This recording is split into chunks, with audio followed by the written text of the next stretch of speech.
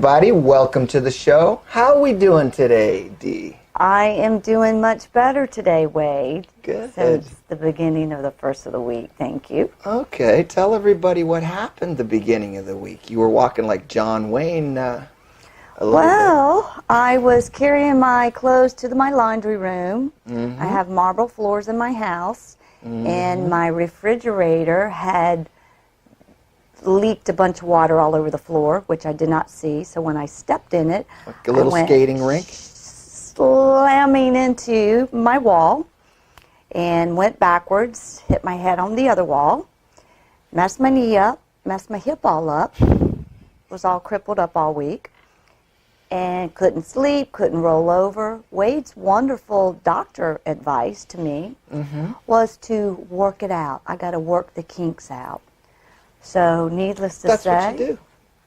No, that is not what you do. It made it worse. Listen, you're going to lie in bed, you're going to get all stiff up. It's like an engine. You got to run it, you got to keep it moving, or else it gets all stiff, and then you walk around like Ozzy Osbourne. But you're just you're irritating the injury, is what I did. So from now on, I'm not listening to your doctor's advice any longer. Well, it works for me. Yeah, well, you're different. I like pain, though. I'm a little bit of a sadist. Since when? Since at this moment? That's news to me. I like a little pain. Just lets you know you're alive. You know? Okay.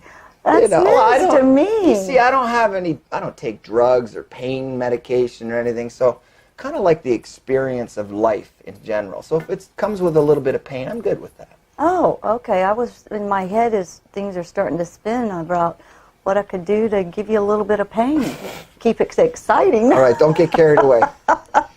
So anyways, we happen to have a little footage of Dee's little incident in the house, secret footage that you know nothing about. Oh, Lord. So There's no telling. Let's roll it.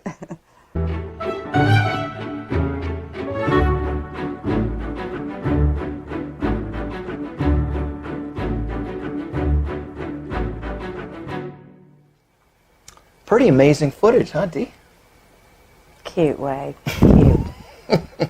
Well, they say the camera adds a few extra pounds, and I noticed, and around the midsection, you're getting a little plump there. Excuse me? Did you wake up on the wrong side of the bed or fall off the bed and hit your head this morning? Nope. Looks like the old penguin did, though. All right, moving on real quickly.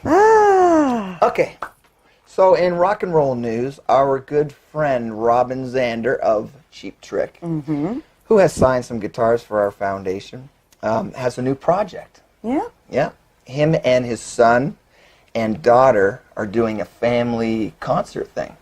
Oh, weird. Yeah. September 8th, Ruth Eckerd Hall. And you can get tickets online. Capitol Theater, not Capitol Ruth Theater, Eckerd. okay. So back a little while ago, we caught up with the son. At that Greg Billings event. Yeah, Greg Billings did a fundraiser for a Gold Star mother. And we caught up with Robin Zander's son. And I was blown away. I mean, his voice. He was really talented. Oh, my God. When you know you ain't living up to your full potential, I expected more. I expected more.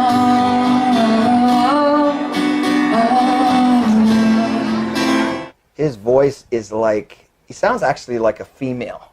His does. voice is so high. He can hit those notes, man. But he's a talented songwriter now. He's working with his father. He's touring with his father and sister, which is really cool. Wow. I mean, Robin Zander Sr. must be so proud to have his kids in the band He like was that. good. We'll have to go check them out. Yeah. So go online, rutheckerdhall.com. The banner's below us, and you can get tickets. The show's September 8th at Capitol Theater, which is a nice venue. Yeah. It's about an 800-seater, so it's intimate, Yeah, I've been And there a couple of times. It is nice. Yeah, we were actually there up on the balcony watching Mm-hmm. a street concert one night, which was beautiful. I mean, they've renovated it. It was. I think Greg Billings was playing outside that Right night on the too. street. Yeah. That's right. Yeah, he But was. they've renovated it. It's gorgeous. It is beautiful. So it's worth the trip. All right. In other news, the death of the Queen of Soul, Aretha Franklin. Yeah, she was. Sad. She was a very talented lady. We're losing a lot of Yeah. really a lot of talent. We're lost this year. You know, her father said to her that you are going to sing for kings and queens one day. Yeah, And she has. and she has. She sang at Martin Luther King's memorial back in 1968, I believe. Yeah. Yeah. Well, she was the first female to be abducted into the Rock and Roll Hall of Fame. Did you say abducted? Yes. Abducted. By aliens, actually. Aliens came and got her I and meant abducted her inducted into into the Hall- Rock and Roll Hall of Fame. Okay. Well, Close enough. At least you got the facts right. yeah. That's amazing. Well. Well- yeah. What are you gonna do? She won 18 Grammys. She got abducted into the Grammy hood. Okay. I'll never hear the end of this one. Right? Oh yeah. Okay. Dee is famous for words that she assumes that are other words, and I know what they mean, and the immediate family knows what she's talking about. I have my people in own her orbit. vocabulary. Know what she's talking about, but it's always good for a laugh. Oh Anyway, my goodness. so Aretha Franklin won 18 Grammys and sold 75 million records. Wow, that's amazing. And her song "Respect," which was, that's what she made it on. I mean, that was her hit single back in 1967. She didn't even write that song. Yeah. Otis Redding did. Wow. Yeah, but she made it famous. Yeah, she was a great lady. Yeah, and she died on Elvis's the same day Elvis died. Isn't that crazy? Yeah, The two of them. and too. Babe Ruth. Oh, Yeah, I didn't know that baseball player. one. Wow. And I was in a show.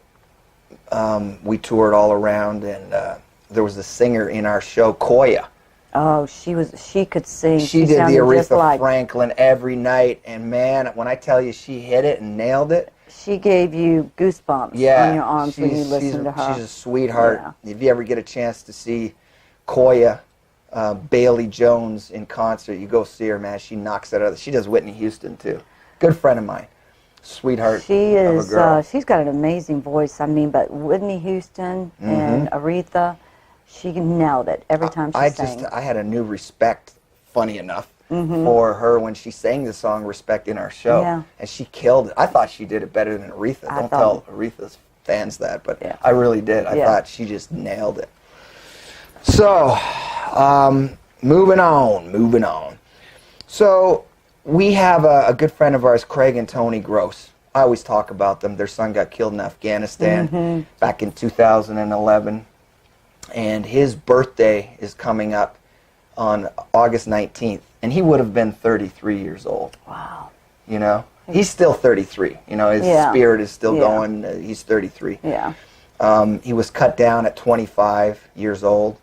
And so we just want to give a shout out and, never forget our soldiers and honor their memory. And they fought for this country and their freedom. Well, his parents named the restaurant Frankie's Patriot.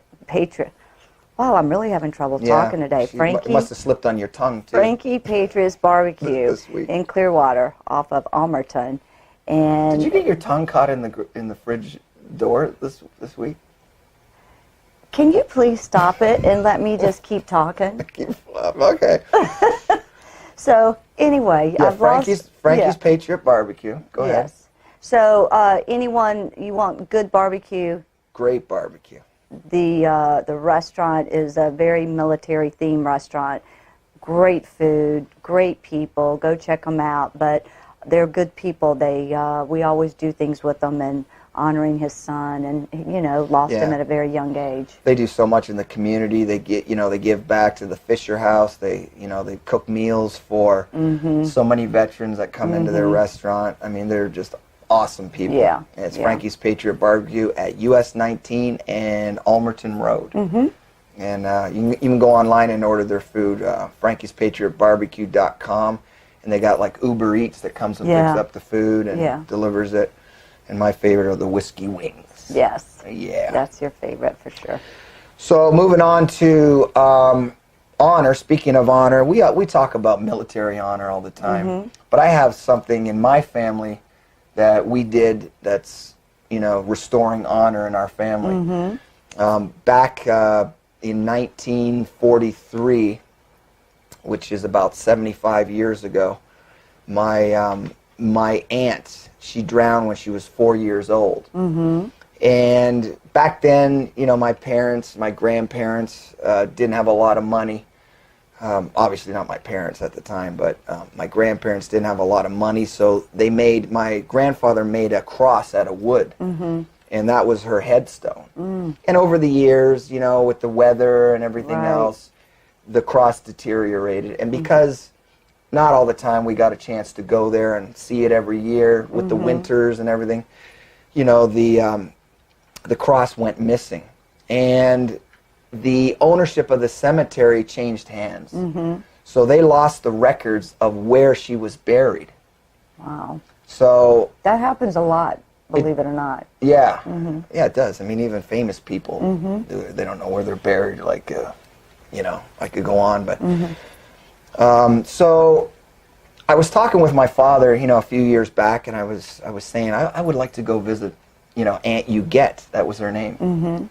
And he says, well, it's kind of a weird story about that. We don't really know where she's buried anymore. And I was like, what? So turns out that, like I said, they lost the records, and I really got pissed off. That any cemetery usually has it all mapped out where somebody is buried, and so I made a big stink about it. I wasn't having it. And then my aunt got involved, my other aunt, my dad's sister, and she pursued it a little more, and finally we ended up getting a monument dedicated to her and placed in a different part of the cemetery. And me and my father just visited it last week. So we have some footage of us walking up to the monument for the first time. So I'm going to show you guys that.